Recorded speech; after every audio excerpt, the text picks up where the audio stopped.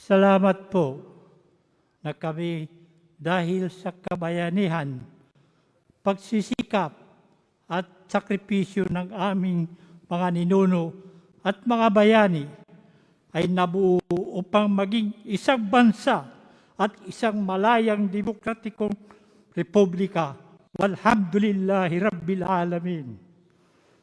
Pagpalain niyo po ang aming pagtitipon ngayon upang aming dinggin, liwanagan at suriin ang kalagayan ng bayan, ang state of the nation. At upang italaga sa inyong gabay at tangkilik ang mga magiging hakbangin ng pamahalaan sa pangunguna ng aming Pangulo, Ferdinand Romualdez Marcos Jr. Biyayaan niyo po kami, mga mamamayan at mga namumuno, ng patuloy at tumitibay na pagkakaisa, pagtutulungan at pagmamahalan bilang pagsunod sa inyong mabuti at magandang kalooban.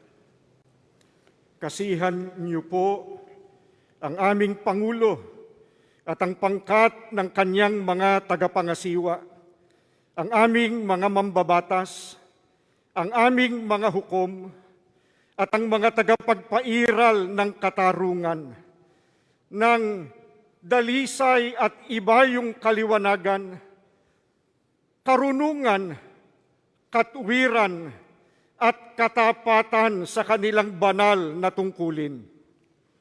Patuloy niyo kaming turuan at atahayin kaming lahat na mga mamamayan at mga pinuno tungo sa dakilang pagkakaisa na magbubunga ng ibayong kapayapaan, kaayusan, kaunlaran, kasaganaan, at kasiyahan ng lipunang Pilipino. Magpatuloy po tayo sa personal na panalangin. Mangyaring ang bawat isa ay tahimik na manawagan sa may kapal.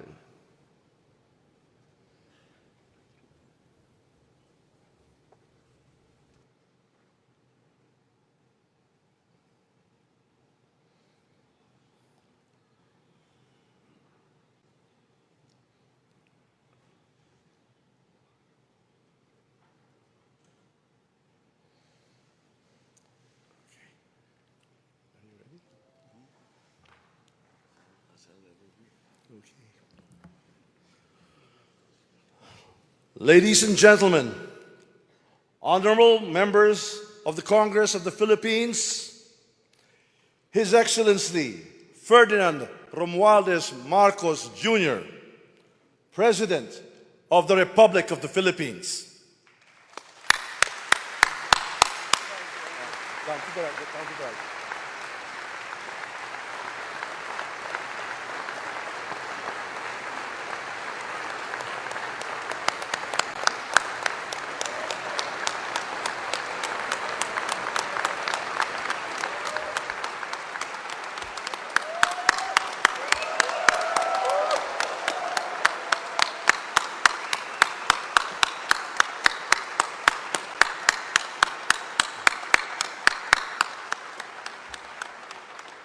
Vice President Sara Zimmerman Duterte, former Presidents Joseph Ejercito Estrada, Gloria Macapagal-Arroyo, and Rodrigo Roa Duterte, Senate President Juan Miguel Zubiri, and the honorable members of the Senate, House Speaker Ferdinand Martin Romualdez, and the honorable members of the House of Representatives, Chief Justice Alexander Gesmundo, and the Honorable Justices of the Supreme Court, the Apostolic Nuncio, Most Reverend Charles John Brown, and the esteemed members of the Diplomatic Corps,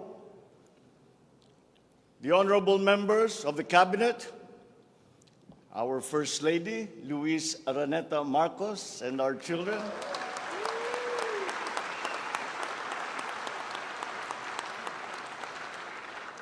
distinguished guests, ang mga minamahal kong mga kababayan, ladies and gentlemen, magandang hapon po sa inyong lahat.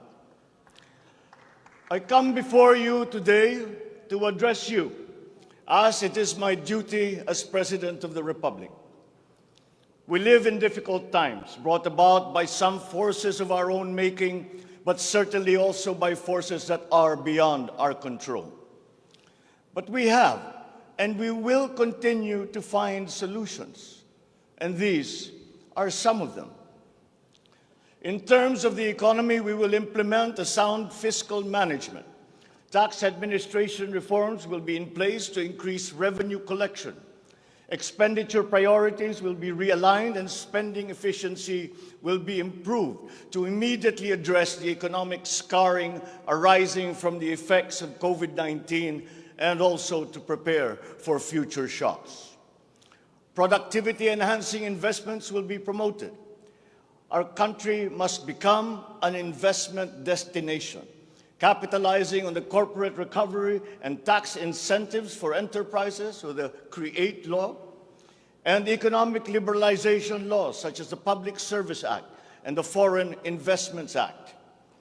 Ecozones will be fully supported to bring in strategic industries such as those engaged in high-tech manufacturing, health and medical care, and all emerging technologies. This is also seen to facilitate economic growth outside of Metro Manila. Our tax system will be adjusted in order to catch up with the rapid developments of the digital economy, including the imposition of value-added tax on digital service providers. The initial revenue impact will be around 11.7 billion pesos in 2023 alone. Tax compliance procedures will be simplified to promote ease of paying taxes. We will pursue measures to determine possible undervaluation and/or trade misinvoicing of imported goods. Through information and communications technology, the Bureau of Customs will promote streamlined processes. Disbursements for 2022 to 2023 will be maintained at above 20% of gross domestic product or 4.955 trillion pesos and 5.086 trillion pesos respectively to ensure continuous implementation of priority programs. Disbursement will further increase over the medium term from 5.402 trillion pesos or 20.7% of our GDP in 2024 to 7.712 trillion pesos or 20.6% of GDP in 2028. The medium-term fiscal strategy of this administration seeks to attain short-term macro-fiscal stability while remaining supportive of the country's economic recovery and to promote medium-term fiscal sustainability. Furthermore, and more importantly, fiscal policy aims to bring together the national government's resources so that these are mobilized and utilized in order to gain the maximum benefit and the high multiplier effects for our economy. Measurable medium-term macroeconomic and fiscal objectives include the following headline numbers. These are based on forecasts that are consistent with the guiding principles of coherence of strategies, policy discipline, and fiscal sustainability. 6.5 to 7.5% real gross domestic product growth in 2022. 6.5 to 8% real GDP growth annually between 2023 and 2028. 9% or single-digit poverty rate by 2028. 3% national government deficit to GDP ratio by 2028. Less than 60% national government debt to GDP ratio by 2025. At least $4,256 income per capita and the attainment of upper middle income status by 2024. The aforementioned headline goals summarize the objectives of this medium-term fiscal strategy being submitted to Congress for its adoption and concurrence to the concurrent resolution by the Senate and House of Representatives. Once adopted, the MTFF will become an anchor for the annual spending and financing plan of the national government and Congress when preparing the annual budget and undertaking related appropriation activities. It is therefore a forward-looking document that extends beyond the traditional 3-year horizon to reach 6 years, coinciding with the 6-year coverage of the Philippine Development Plan 2023 to 2028. The MTFF also promotes transparency and credible commitment to pursue the indicated social macroeconomic goals that optimize the government budget. Medium-term growth targets and the assumptions regarding key macroeconomic variables underpin the medium-term fiscal plan. The recent past and the COVID-19 pandemic has beset the macroeconomic environment with challenges and a series of external shocks. Inflation has accelerated in recent months due largely to significant increases in international prices of oil and other key commodities. Still, the economic growth momentum remains firm, as demonstrated by the strong 2022 first quarter GDP growth at 8.3%. However, the recovery process from the impact of the pandemic is still ongoing, amid elevated uncertainty in the international economic environment. Revisions in the macroeconomic assumptions incorporate these challenges and most recent economic developments, leading to upward adjustments in the following: inflation rate for 2022 to 2023, foreign exchange rate for 2023 to 2025, and goods and services imports growth for 2022. The economy is expected to grow by 6.5 to 7.5% this year as we continue to reopen the economy while considering the recent external developments. In the first quarter alone, GDP saw an increase in household consumption and private investments, along with a robust manufacturing industry, high vaccination rate, improved healthcare capacity, and an upward trend in tourism and employment. This is expected to continue for the rest of the year. The strong economic growth is projected to be sustained and expanded further to 6.5 to 8% from 2023 until 2028. The average inflation for 2022 is projected to range from 4.5 to 5.5%, following the uptick in fuel and food prices as a result of the ongoing Russia-Ukraine conflict and the disrupted supply chains.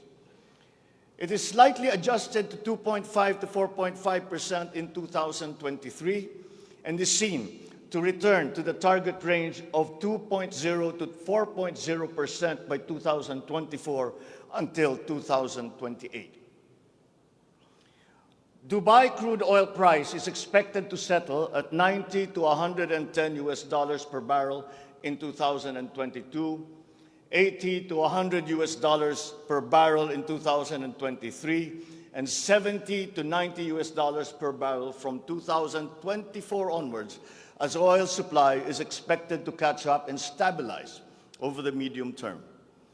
The Philippine peso is projected to average between 51 to 53 pesos per US dollar in 2022, and 51 to 55 pesos per US dollar from 2023 onwards, due to aggressive monetary policy tightening by the US Federal Reserve, market aversion amid the Russian-Ukraine conflict, and again, increased global oil prices. Lastly, exports of goods are expected to grow by 7% in 2022 and 6% from 2023 to 2028. On the other hand, imports of goods are projected to grow by 18% in 2022, 6% in 2023, and 8% from 2024 to 2028. I have instructed the NEDA to coordinate with other agencies and work on the Philippine Development Plan for 2023 to 28, and to submit to me the complete blueprint and progress of its implementation not later than year-end. One of the main drivers of our push for growth and employment will be in the agricultural sector. With regard to food supply, we are confronted by a two-pronged problem, that which will hit us in the short term and that which will hit us in the long term. Tayo ay nahaharap sa mga problemang kagyat nating mararamdaman at mga hamong pangmatagalan. Ang mga suliraning agarang mararamdaman ng ating mga kababayan ay ang posibilidad ng tuloy-tuloy na pagsipa ng presyo ng pagkain at kakulangan sa supply ng ating pagkain. Upang masuportahan ang mabimili para mapanatili ang kanilang purchasing power o kapangyarihan sa pagbili, isinapinal ng Department of Agriculture ang planong taasan ang produksyon sa susunod na panahon ng pagtanim o planting season sa pamamagitan ng tulong pinansyal at teknikal. Magbibigay tayo ng pautang habang mas ilalapit natin sa sektor ng agrikultura ang hindi gaanong mahal na farm inputs na bibilhin na ng bulto ng gobyerno.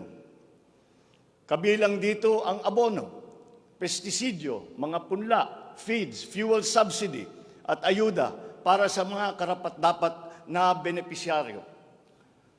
Para sa pangmatagalang solusyon, itataas natin ang produksyon ng mga kalakal at produktong pang-agrikultura. At para magawa ito, pagtitibayin natin ang tinatawag na value chain na nagsisimula sa mga magsasaka hanggang sa mga namimili. May mga bahagi ng value chain na sa ngayon ay kanya-kanya ang operasyon. Pagtibayin natin ang koordinasyon ng iba't ibang bahagi nito. Ang pagsasaliksik para sa mga makabagong paraan at ng pagtatanim at pag-aalaga ng hayop ay masusing gagabayan ng Department of Agriculture. Ang produksyon ng farm inputs o mga kakailanganin ng mga magsasaka sa pagpapalago ng kanilang sakahan ay ating iaayon sa mga hamong dala ng climate change at global warming. Mahigpit na pagsusuri ang gagawin ng ating mga eksperto tungo dito. Ang mga pautang at financial assistance sa mga magbubukid at mangingisda ay magiging institusyon at patakaran ng aking administrasyon.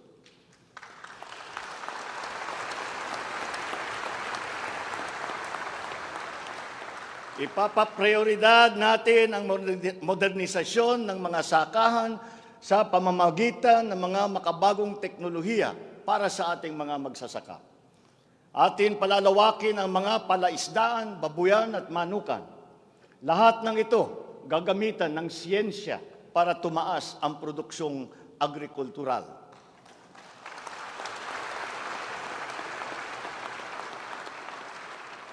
Maging ang post-production at processing ay susuportahan ng pamahalaan. Gagawa tayo ng national network ng farm-to-market road upang mas mabilis na mailakbay ng mga magsasaka ang kanilang mga produkto sa mga pamilihan. At gagawa tayo ng mga paraan upang maramdaman ng mga mamimili ang pagluluwag ng presyo ng mga produktong pagkain sa kayang halaga, gaya ng muling pagbubuhay ng mga Kadiwa Center. Hindi ito magagawa sa isang araw. Hindi magagawa sa isang buwan o isang taon lamang. Ngunit, kailangan na natin simulaan ngayon.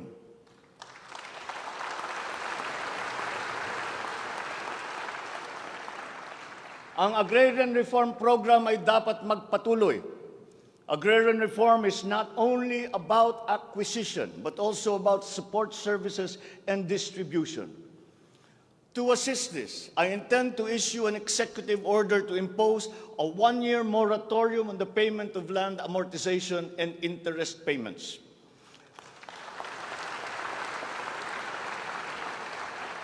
This is included in Republic Act number 11469 or the Bayanihan to Heal as One Act. A moratorium will give the farmers the ability to channel the resources in developing their farms, maximizing their capacity to produce, and propel the growth of our economy.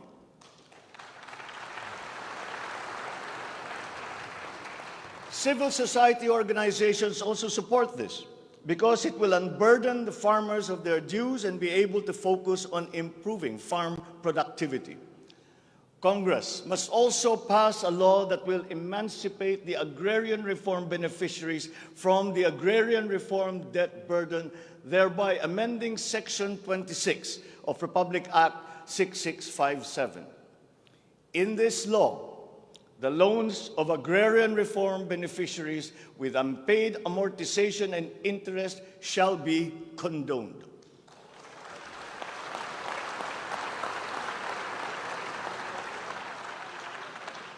Layunin ng batas na ito ay burahin ang hindi mabayarang utang ng ating mga magsasaka na benepisyaryo ng agrarian reform. Agrarian reform beneficiaries who are still to receive their awarded land under the Comprehensive Agrarian Reform Program shall receive it without any obligation to pay any amortization.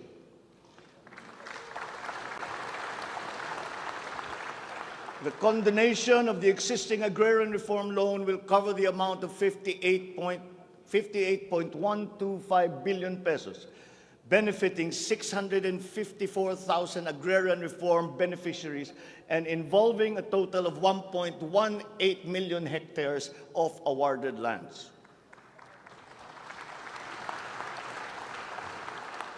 Executive Order Number 75, Series 2019, requires that all government agencies, bureaus, departments, and instrumentalities to turn over agricultural lands to qualified agrarian reform beneficiaries. At present, we have a total of 52,000 hectares of unused agricultural lands of the government, which shall now be used for distribution to the following sectors in accordance with Section 40 of the Republic Act number 6657 as amended. Thus, landless war veterans, landless surviving spouse and orphans of war veterans, landless retirees of the Armed Forces of the Philippines and the Philippine National Police. Agricultural lands acquired under this program will be given to graduates of college degrees in agriculture who are landless.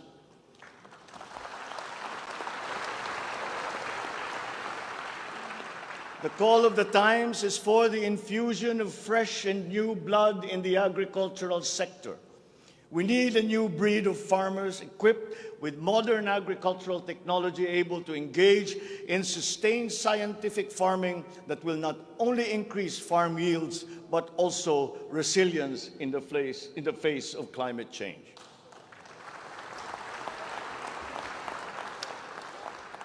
They say that each brand has a story. As for the Filipino brand, ours is deeply rooted in our rich cultural heritage, and the tourism sector plays an invaluable role in the promotion of the Filipino brand.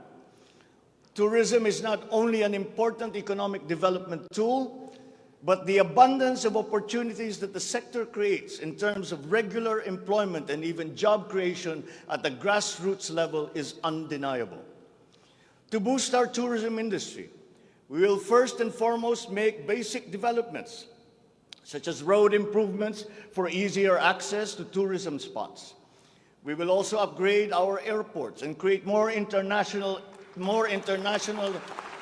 airports to help decongest the bottleneck in the Manila airport. We will also make it more convenient for travelers to go around the country, even to remote areas, to help promote undiscovered tourist spots. This program will be led by the Department of Tourism together with the Department of Public Works and Highways.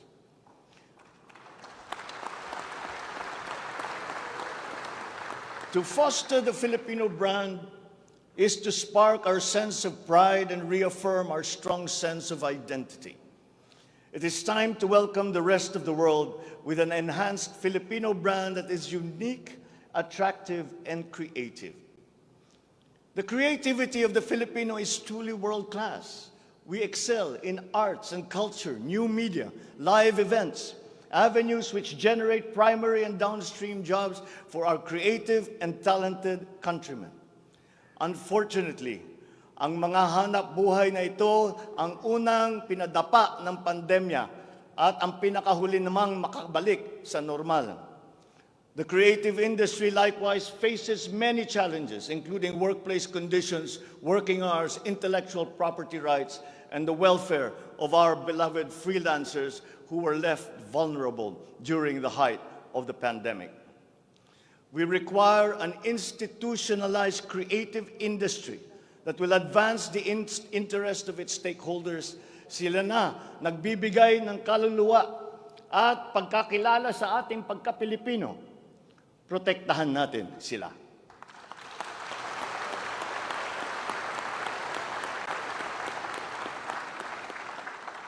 The Department of Social Welfare and Development has a large part to play in all of this. Magpapatuloy ang ating pagkalinga sa ating mga kababayan na lubos na nangangailangan. Hindi po natin sila pababayaan. Mangunguna sa pag-aagapay sa kanila ang Department of Social Welfare and Development. Utos ko sa DSWD ang mabilis na pagtugon sa pangangailangan ng mga biktima ng kalamidad at mga iba't ibang krisis. Ang mga field office nila ay inatasan na maagang maglagak ng family food packs at non-food essentials sa mga LGU, bago pa man manalasa ang anumang kalamidad. Magdadagdag tayo ng mga operation center, warehouse at imbakan ng relief goods, lalo na sa mga malalayong lugar na mahirap marating. Titiyakin natin na maayos ang koordinasyon ng DSWD at Department of Human Settlements and Urban Development nang sa ganon, madali ang pagpatupad ng Emergency Shelter Assistance Program para sa mga biktima ng kahit anong kalamidad.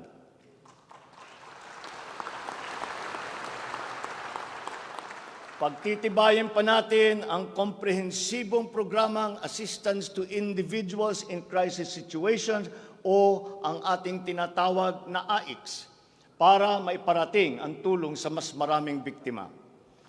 Hindi natin papahirapan ang mga biktima ng krisis na dudulog sa ahensya. Gagawin nating simple ang proseso ng paghingi at pagparating ng tulong. Dahil hindi naman dapat dinadagdagan pa ang hirap ng nararanasan ng ating mga mamamayan. Upang matiyak na mapupunta sa kwalipikadong mga pamilya ang tulong na pamahalaan sa pamamagitan na 4Ps o Pantawid Pamilya Pilipino Program, titiyakin natin na malilinis ang listahan ng benepisyaryo.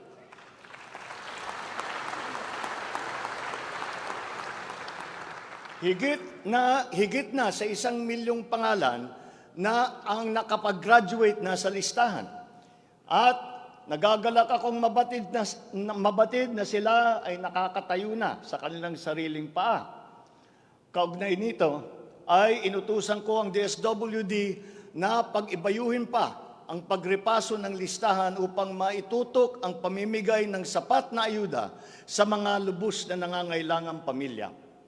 Magpapatuloy ang supplemental feeding program para sa mga bata sa child development centers at supervised neighborhood play at lalo pa nating palalawakin sa taong 2023. Hindi rin natin nakakalimutan ang mga solo parents at mga nanay na nahiwalay sa kanilang mga mister dahil sa karahasan. Pagtitibayin natin ang programa sa violence against women and their children. Kabilang na ang counseling para sa mga biktima, katuwang ang ating mga LGU. Tiyakin natin na sapat ang pondo sa halos 70 residential care centers at 7 non-residential care centers para sa vulnerable sectors at persons with disabilities na sumisilong dito. Sa ating sitwasyon ng pangkalusugan, nariyan pa rin ang banta ng COVID-19. Lalo't may mga nadidiskubring bagong variant ng coronavirus. Pero hindi na natin kakayanin ang isa pang lockdown. Wala na tayong gagawing lockdown.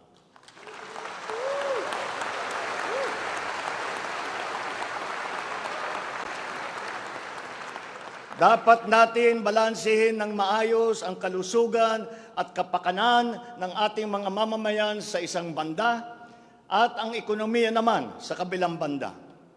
Nakikipagtulungan ang iba't ibang ahensya ng pamahalaan sa pag-monitor sa mga COVID-19 hospital admission upang makatiyak tayo na may sapat na kapasidad ang ating healthcare system at maiwasan ang pagsipa ng bilang ng nagkakasakit. Patuloy din ang ating vaccine booster rollout para sa ating pangkalahatang depensa.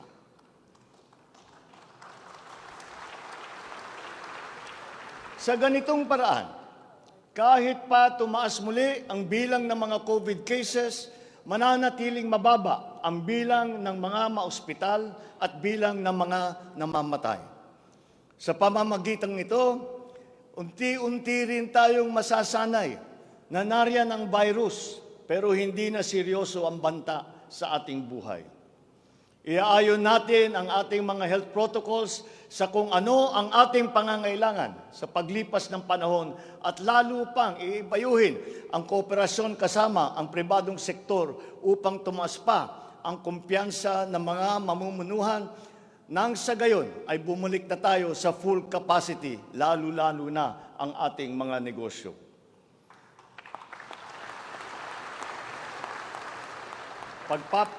Pagbubutihan pa natin ang pagpapakalat ng tamang impormasyon ukol sa COVID, kasama ang kahalagahan ng bakuna. Mananatili muna sa ngayon ang alert level system natin. Pinapag-aralan natin ang ibang paraan ng klasifikasyon upang mas babagay sa kasalukuyang sitwasyon, lalong-lalo na sa pagbabago ng COVID. Sa pakikipagtulungan ng Kongreso, itatatag natin ang ating sariling Center for Disease Control and Prevention at ang isang Vaccine Institute.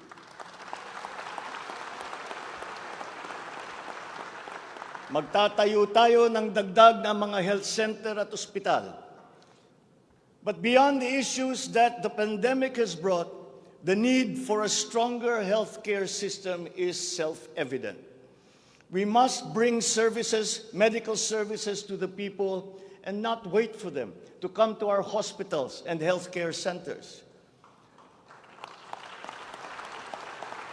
Napakinabangan natin ng husto ang malalaking specialty hospital gaya ng Heart Center, Lung Center, Children's Hospital at National Kidney and Transplant Institute.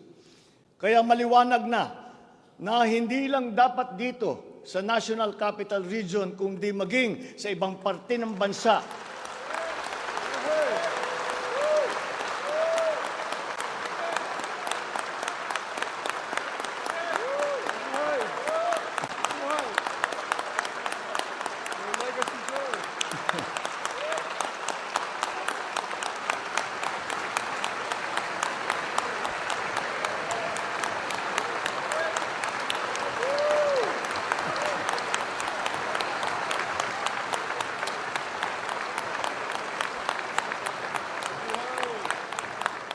Maliwanag na hindi lamang dapat dito lamang sa National Capital Region, kundi maging sa ibang parte ng bansa, kailangan magdagdag ng ganitong uri ng mga pagamutan. Bukod dito, upang mailapit natin ang healthcare system sa taong bayan, nang hindi sila kailangan pumunta sa sentro ng kanilang bayan, lalawigan o region, ay maglalagay tayo ng mga clinic, mga RHU, na pupuntahan ng mga doktor, nurse, midwife, medtech, 1 beses, 2 beses sa isang linggo. Nang sa ganon, magiging mas madali sa may karamdaman na magpapagamot nang hindi na kailangan magbiyahe ng malayo.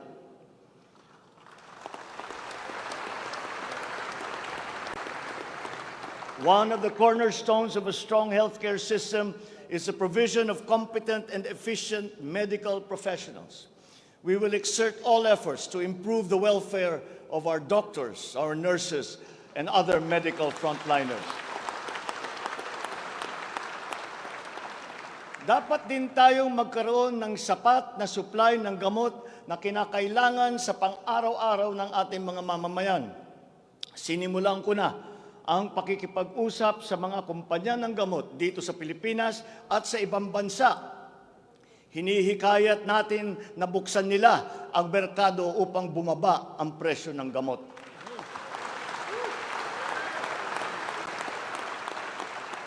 Halimbawa, kung mas marami ang mas murang generic o hindi branded na gamot sa merkado, mas bababa rin ang presyo dahil sa kompetisyon. Ang Department of Trade and Industry ay nakikipag-usap sa mga interesadong manufacturer ng generic drugs na papasok sa ating bansa.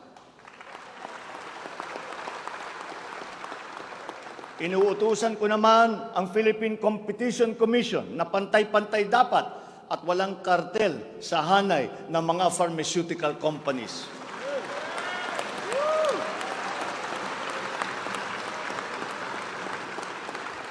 Dahil kapag bukas ang merkado, bababa ang presyo ng gamot para mapakinabangan ng ating mga mamamayan.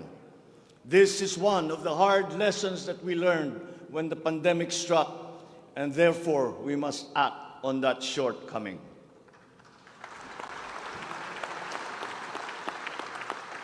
In the educational sector, I believe it is time for our children to return to full face-to-face classes once again.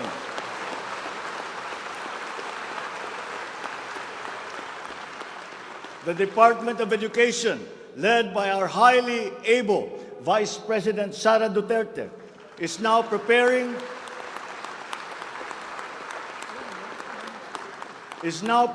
for its implementation in the upcoming school year, with utmost consideration for the safety of students as we are still in the middle of the COVID-19 pandemic. We must ensure that our classrooms are safe for teachers, for students, and the entire academic community when they return to face-to-face classes. We continue to encourage everyone to get their booster shots in preparation for the resumption of in-person classes. This is one of the reasons I have directed the Department of Health and the Department of Interior and Local Government to undertake another rollout of booster shots.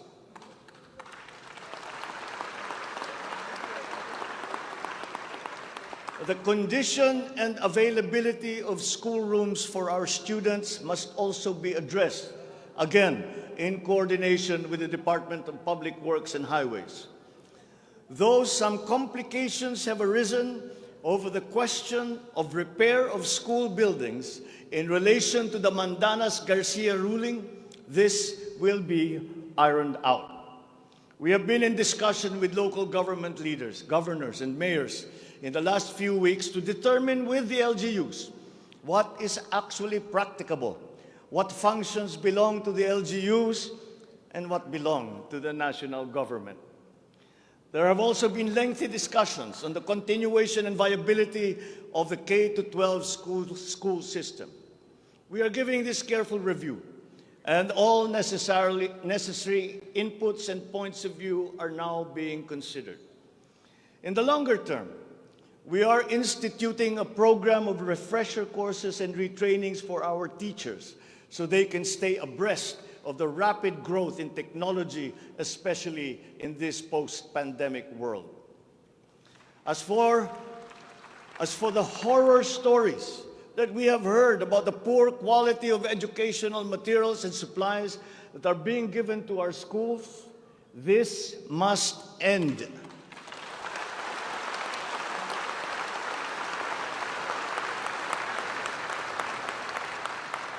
Our children must always be equipped with the best that we can provide. Ang edukasyon ay ang tangi nating pamana sa ating mga anak na hindi mawawaldas. Kaya anumang gastusin sa kanilang pag-aaral ay hindi tayo nagtitipid. Hindi rin tayo nagtatapon. And once again, I am not talking about history or what is being taught. I am talking about materials that are necessary for effective teaching in this day and age. Children now need connectivity to the internet. They need devices to use. They need computers, educational tools.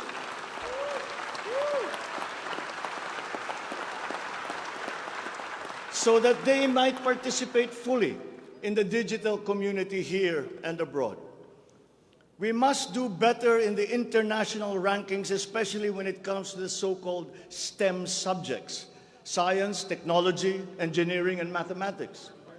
These skills, this knowledge, are necessary for our young people to be able to compete in a highly technological and competitive world. The raw talent is there in our young people. It is up to our educational system to develop and to refine that great pool of talent.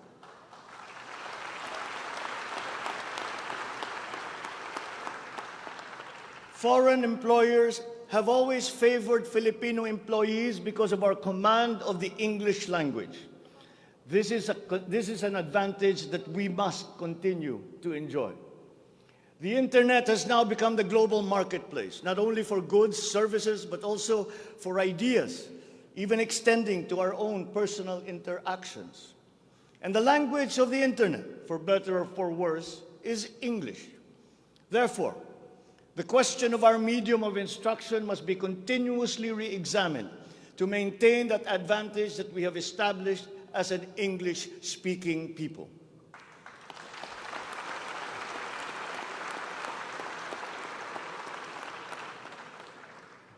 On a related subject, we are entering an age of exponential adoption of technology. It is the fourth industrial revolution. This will be characterized by the infusion of technology into almost every facet of our lives. Breakthrough technologies in the areas of quantum computing, artificial intelligence, nanotechnologies, the Internet of Things, robotics, self-driving electric vehicles, 3D printing, virtual and augmented realities, among others, that will radically transform the way business is done. The scale and the speed at which these innovations are introduced universally into our everyday lives and activities is unprecedented in our recorded history. We cannot stand idly by.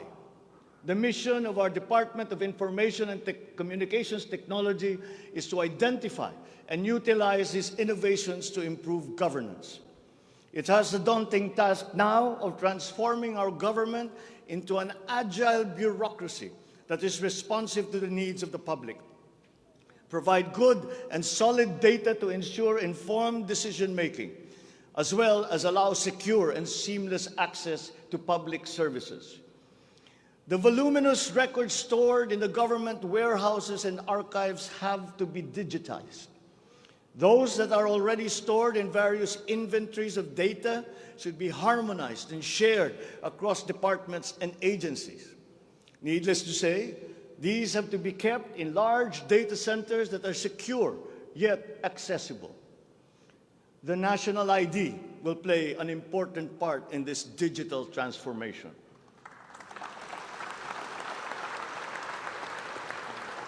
For citizens to be able to seamlessly transact with government, their identity must be easily verifiable. We expect to issue 30 million physical IDs and 20 million digital IDs by the end of this year.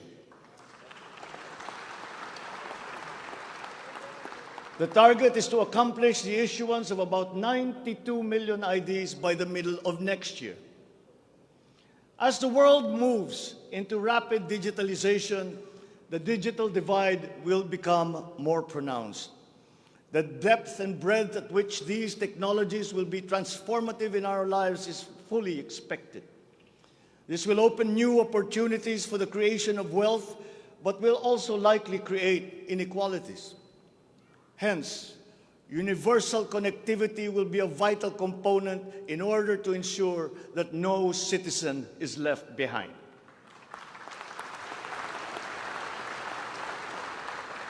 I have therefore tasked the DICT to deploy digital connectivity across our various islands. This will be done through the implementation of the National Broadband Plan, the Common Tower Program, connecting our geographically isolated and disadvantaged areas via our Broadband ng Masa project.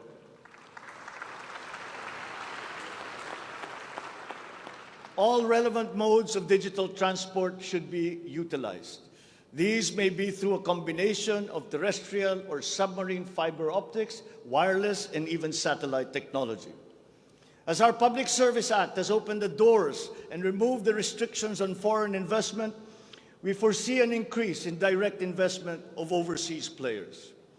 This will translate into better quality, availability, and affordability of telecommunications services all over the country.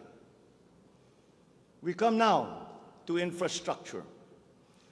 The backbone of an economy is its infrastructure. The infrastructure program of the Duterte administration must not only continue, but wherever possible, be expanded.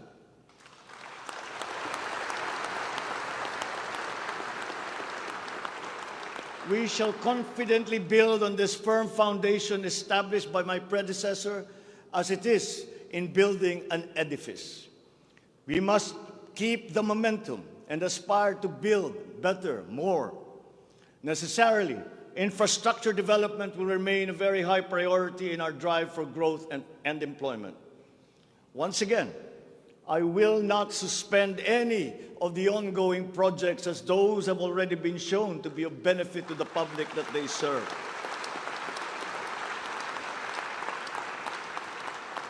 We will continue to study the proposals that have been made. Infrastructure development spending will be sustained at 5 to 6% of GDP. The planned expansion of infrastructure projects, I believe, would be possible if we continue to encourage the participation of the private sector in the development of our programs.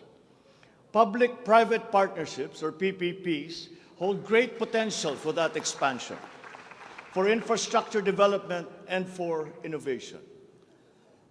Our infrastructure development is of primary importance, as it is a necessary element to improve many other sectors, to include agriculture, tourism, general economic activity, and even to governance.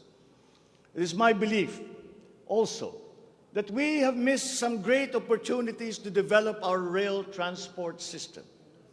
It is clear in my mind that railways offer great potential, as it continues to be the cheapest way of transporting goods and passengers.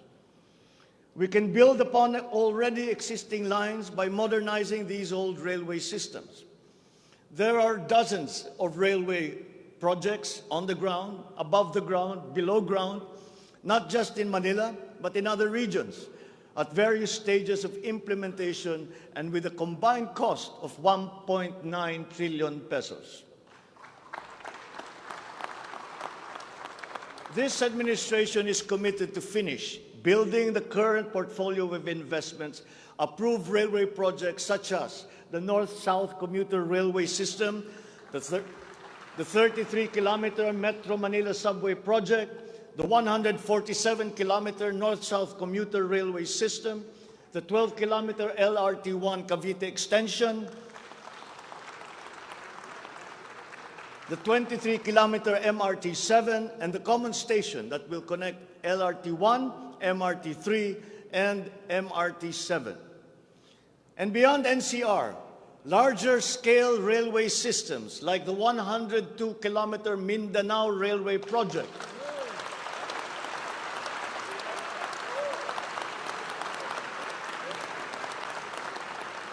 the Panay Railway Project, and the Cebu Railway System will be integrated as a vital part of our transport and communication systems.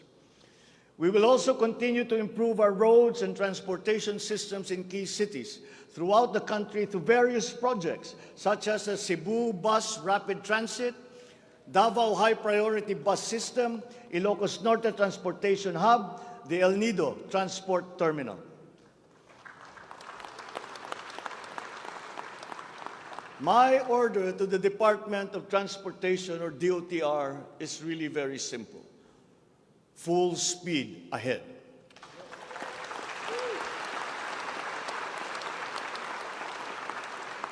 Improving our railway system, along with modernizing existing airports and seaports, will maximize our strategic location in the Pacific and connect our many islands. A key sector in our transformation plans is that of energy. Another fundamental requirement for growth and increased employment will be the availability of cheap, reliable energy. This even comes under the category of ease of doing business. If we are to attract investors, both local and foreign, to set up shop here in the Philippines. At present, our demand for energy far exceeds our reliable supply. We must increase the level of energy production. We must look at every possible option that would be appropriate for the Philippine situation. There is some room to expand our present power supply through existing power sources, but this is only to a very limited extent. We must build new power plants.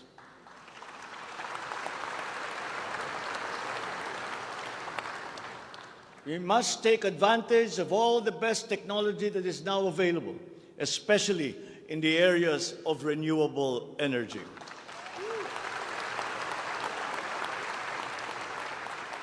Our search for new power sources should always be with an eye to improving the mix of the energy supply between traditional and renewable sources. The technology on renewable energy is progressing rapidly, and many of these technologies are appropriate for the Philippines. We have already begun windmill power. We are now expanding very quickly our solar power production.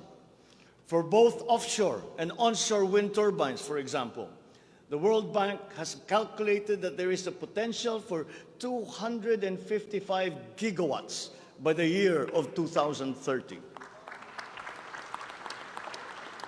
Solar power has steadily increased its efficiency in converting sunlight to electrical power, which is particularly attractive for the Philippines.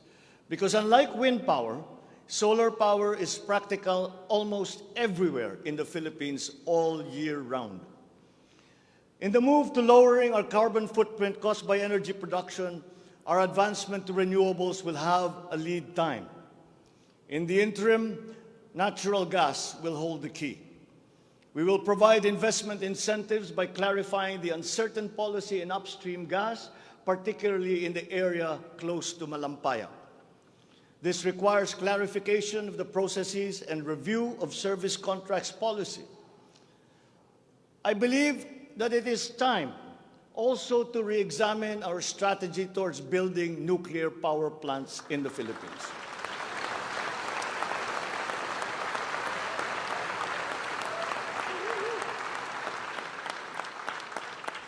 We will comply, of course, with the International Atomic Energy Agency regulations for nuclear power plants as they have been strengthened after Fukushima.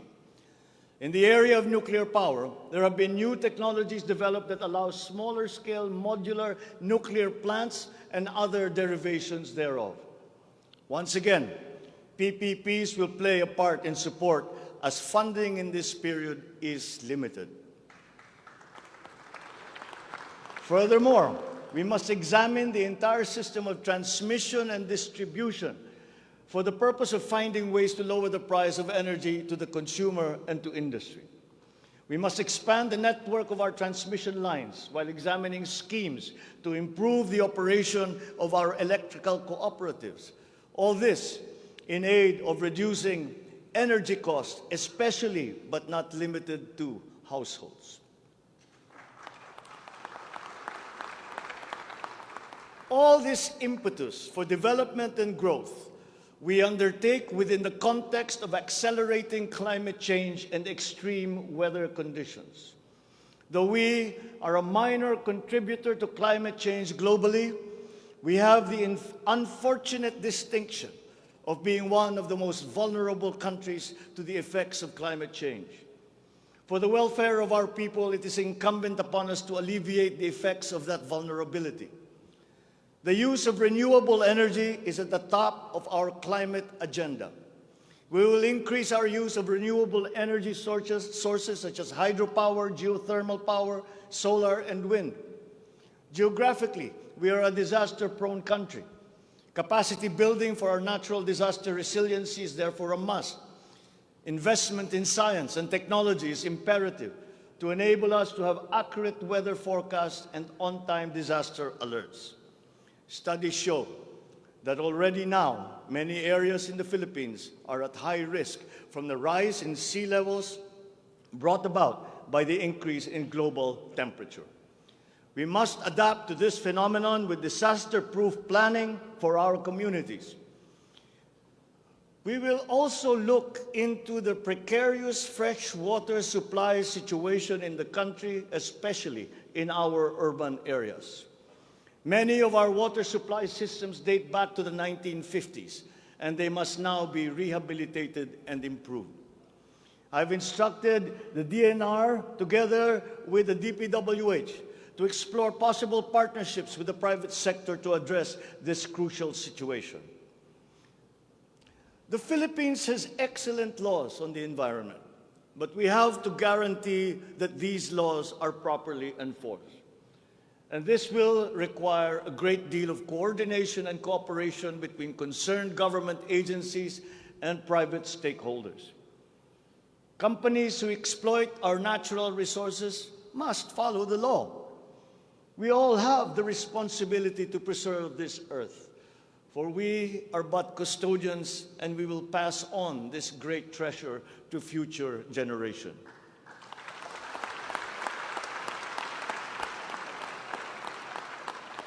There is no question that the preservation of the environment is the preservation of life. If we cannot mitigate climate change, all our plans for the economy, all our plans for our future will be for naught. Bawat Pilipino sa ibayong dagat na nagsasakripisyong lisanin ang kanyang pamilya sa Pilipinas upang maghanap buhay ay nararapat lamang magkaroon ng pamahalaang matatawag nilang tahanan habang nasa ibang bayan.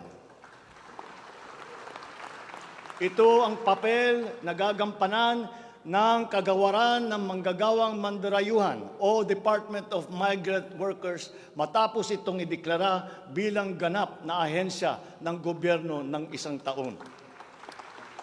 Ang kagawarang ito ang magsisilbing kanlungan ng ating mga kababayan sa gitna ng mundong walang kasiguruhan at mahigpit na kompetisyon. Ito ang maglalatag sa kanila ng mga oportunidad.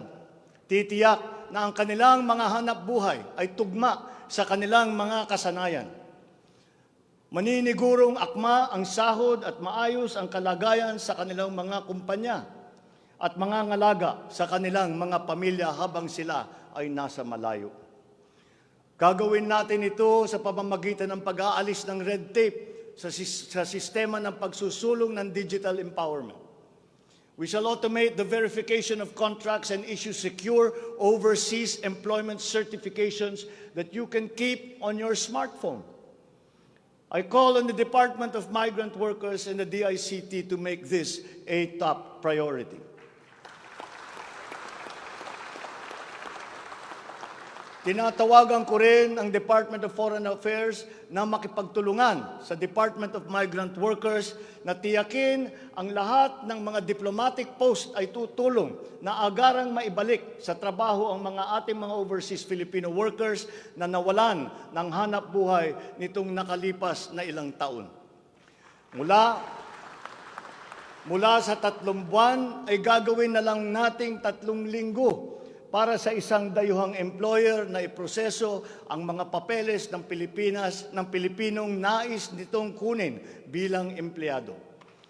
Aatasan din natin ang kagawaran ng gawing simple ang komplikadong handbook ng mga tuntunin at regulasyon para sa mga OFW.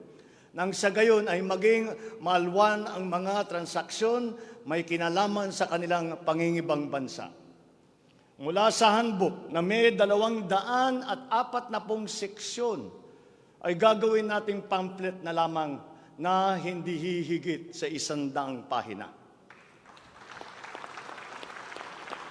Mahirap na nga ang buhay. Kaya naman, ayaw pa natin makitang lalo pang nahihirapan ang ating mga manggagawang mandarayuhan sa pagtupad sa kanilang mga pangarap. Para sa mga kababayan nating naiipit sa kaguluhan, inaabuso at nanganganib ang buhay, ikinagagalak kong sa ilalim ng aking pamumuno ay ilulunsad natin ang One Repatriation Command Center o ORCC. Ilalaan natin ang isang social media platform ng Department of Migrant Workers at ang hotline upang matulungan agad at maligtas sila mula sa mas higit na kapahamakan.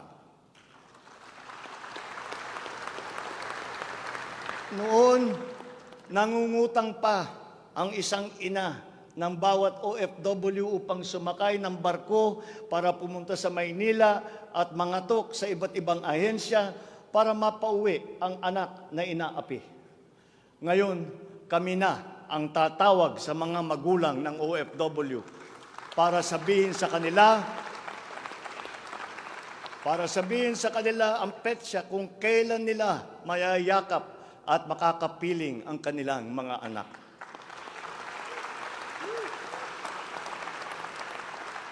Sa kasalukuyan ay nakikipag-ugnayan tayo sa pamahalaan ng Saudi Arabia upang buksan muli ang deployment. Kaya natin at gagawin natin ang makipagnegosasyon na mabigyan ang ating mga kababayan doon ng tamang pasahod at mapangalagaan ang kanilang karapatan at kapakanan. Muli natin patitibayin ang respeto at pagkakaibigan ng ating dalawang bansa tulad ng namamagitan sa ating ama sa kanilang hari. Sa mga susunod na buwan ay magtutungo si Secretary Susan Ople sa Saudi Arabia upang tiyakin na may sapat na puwersang magsisiguro na mabubuksan muli ang empleo sa bansa at para maisulong ang ating kampanya laban sa human trafficking. Ngayon, para naman sa mga anak na naiwan sa Pilipinas, titiyakin ng Department of Migrant Workers sa pamamagitan ng OWA na sila ay maipapasok sa magagandang paaralan, magtuturo sa kanila ng financial literacy, mental wellness, sports, sining, kultura. Ito ay mangyayari sa pakikipagtulungan ng iba't ibang ahensya ng pamahalaan. Alagaan natin ang kabataang Pilipino sapagkat sila ang kinabukasan ng ating inang bayan.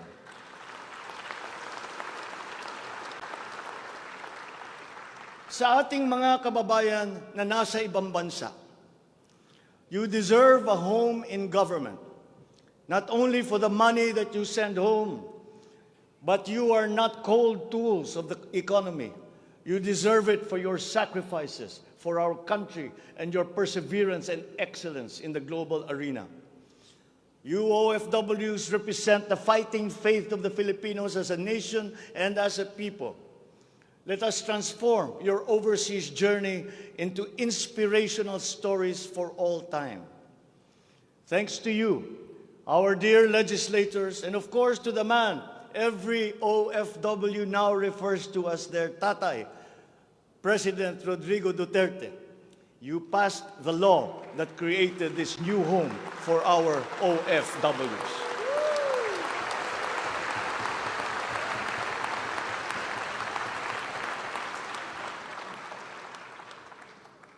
On the area of foreign policy, I will not preside over any process that will abandon even 1 square inch of territory of the Republic of the Philippines to any foreign power.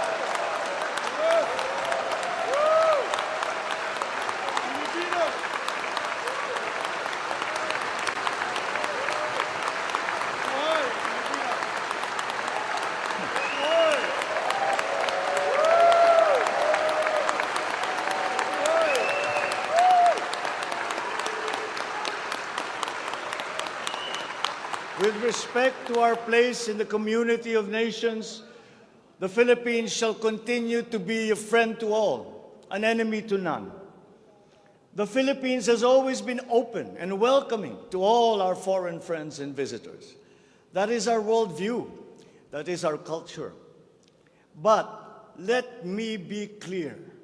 We are very jealous of all that is Filipino.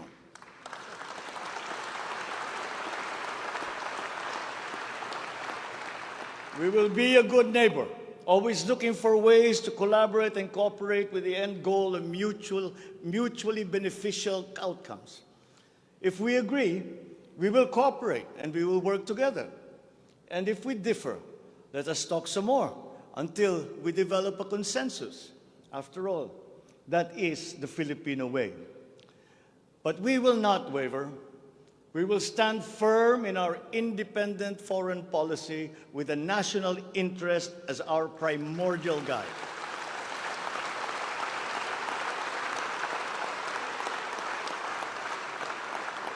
We commit to maintaining good relations with the rest of the world.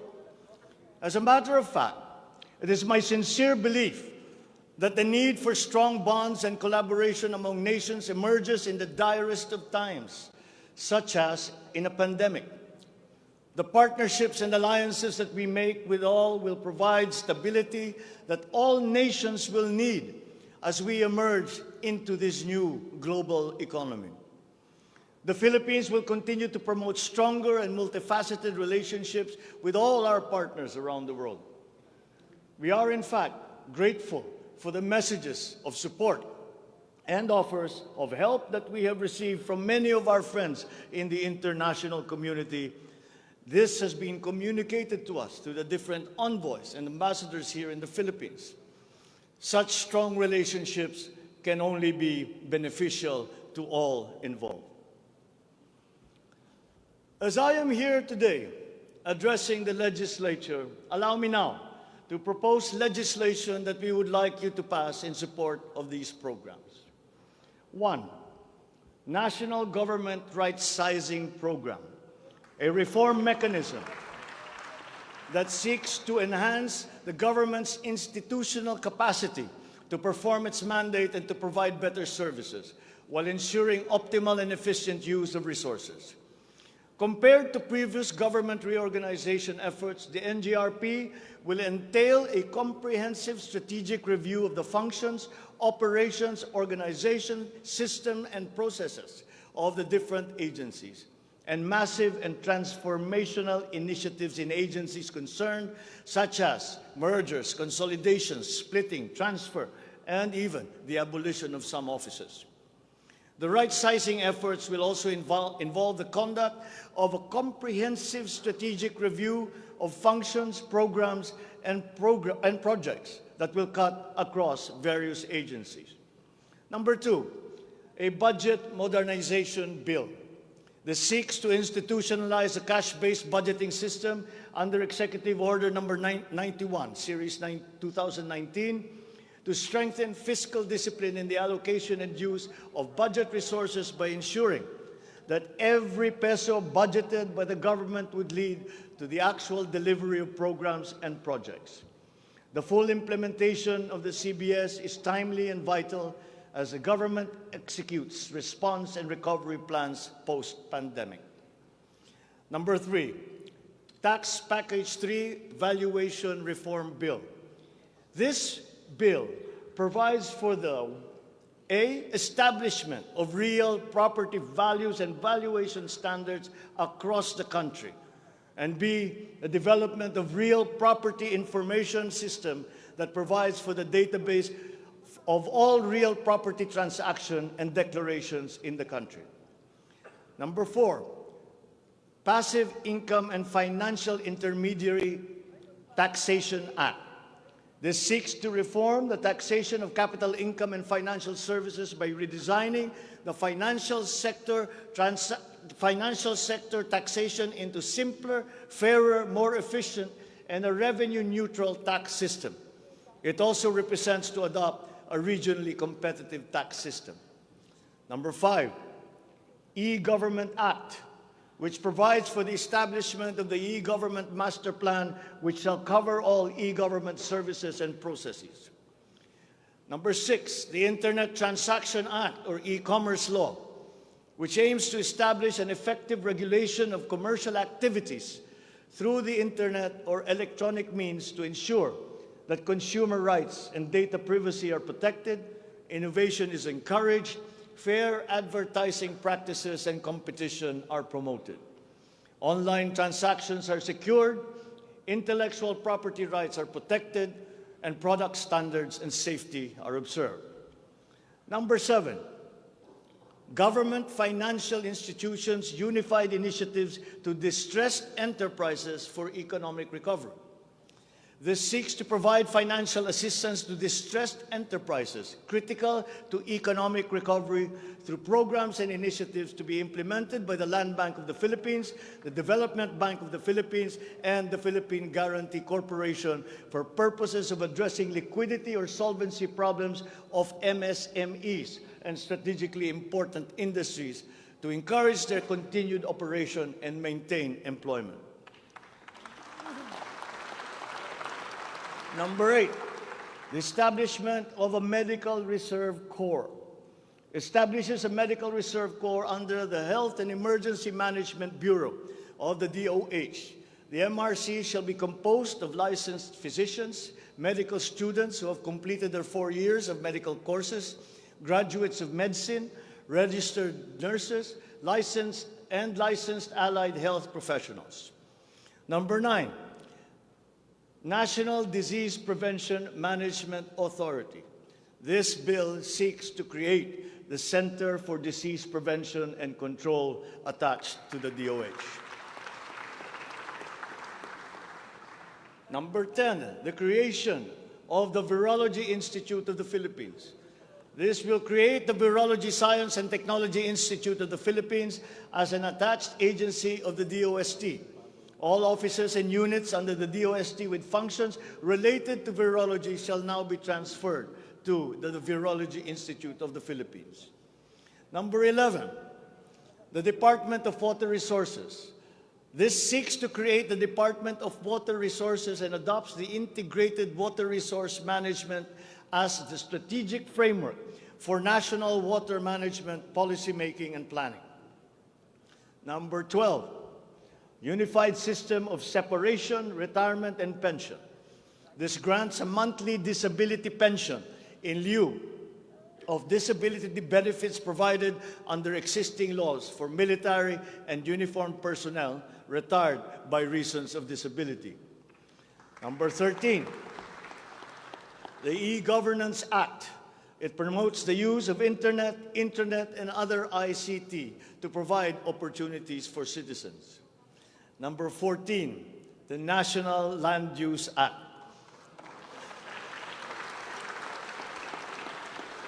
This will provide for a rational and holistic management and development of our country's land and water resources, hold owners accountable for making these lands productive and sustainable, strengthen the LGU to manage ecological balance within its jurisdiction. It also provides for land use and physical planning framework as a mechanism in determining policies and principles to implement this legislative measure. Number 15, the National Defense Act. This seeks to amend the antiquated National Defense Act of 1935 to provide for a change in the military structure of the Armed Forces of the Philippines that is more responsive to current and future non-conventional security threats to the country's territorial integrity and national sovereignty. Number 16, Mandatory Reserve Officers Training Corps and National Service Training Program. This seeks to reinstitute the ROTC program as a mandatory component of senior high school programs, grades 11 and 12, in all public and private tertiary level educational institutions. The aim is to motivate, train, organize, and mobilize students for national defense preparedness, including disaster preparedness and capacity building for risk-related situations. Number 17, enactment of an enabling law for the natural gas industry. This seeks to foster the development of the midstream natural gas industry in a bid to strengthen Philippine energy security by diversifying the country's primary sources of energy and promoting the role of natural gas as a complementary fuel to variable renewable energy. Number 18, amendments to the Electric Power Industry Reform Act, or Apira. This aims to improve the implementation of the law's provisions and enhance its effectiveness to address the high cost of electricity, alleged market collusion, and insufficient power supply. The bill seeks to restructure the Energy Regulation Commission to foster accountability and improve the Commission's government system that would ensure consumer protection and in enhancing competitive operation of the electricity market. Number 19, amendments to the Build, Operate, Transfer law.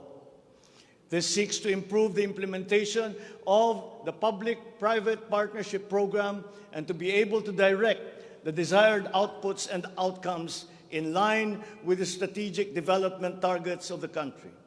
Specifically, the amendments seek to, 1, address the ambiguities in the existing law, 2, address the bottlenecks and challenges affecting the implementation of the PPP program, and 3, foster a more competitive and enabling environment for PPPs.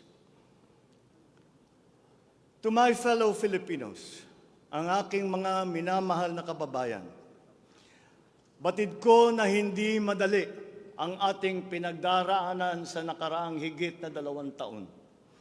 Alam ko rin na ang bawat isa sa inyo ay ginagawa ang lahat ng inyong makakaya upang patuloy na harapin ang lahat na pagsubok sa kasalukuyan.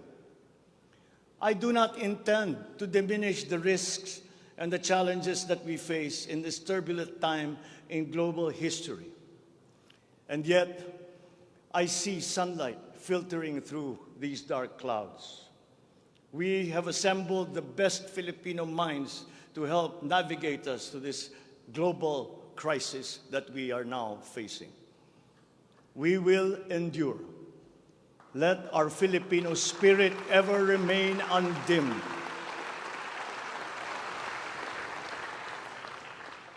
I know this in my mind. I know it in my heart. I know it in my very soul. The state of the nation is sound. Thank you and good afternoon. Marami pong salamat sa inyong lahat.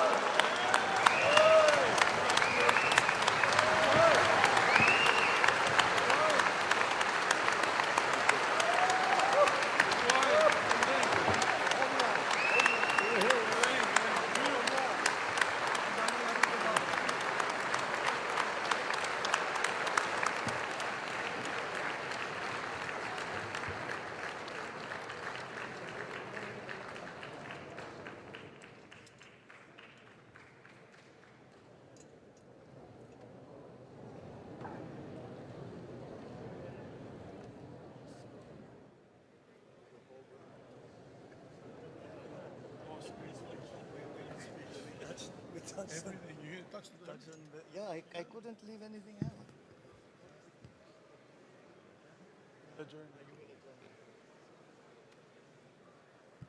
Ladies and gentlemen, on the part of the Senate, the joint session is adjourned.